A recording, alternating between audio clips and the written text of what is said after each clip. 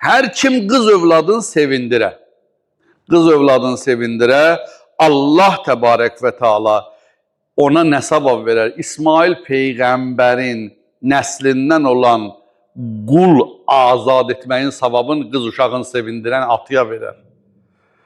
İsmail Peyğəmbərin nəvələrindən Peyğəmbər balası quldur, əsirdir. Onu gedib azad eləyəndə Allah nə savab verərsə, sən öz qızı sevindirəndə Allah o savabı verər. Hədisdə var ki, hədiyyə alanda, evi aparanda Allah balalarınızı gözdə çıraq eləsin, oğlan da var, qız var.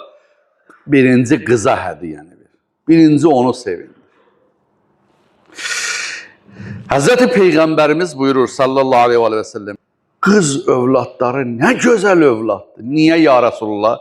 Multifat ya mulattifat. Onlar lətifdirlər, zərifdirlər, incə qəlblidirlər. Ata-anaya qarşı onların ürəkləri çox yanar.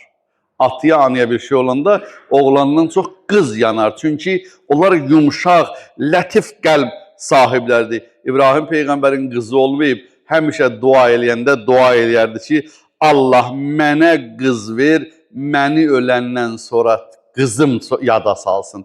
Qız valideyni çox yada salar.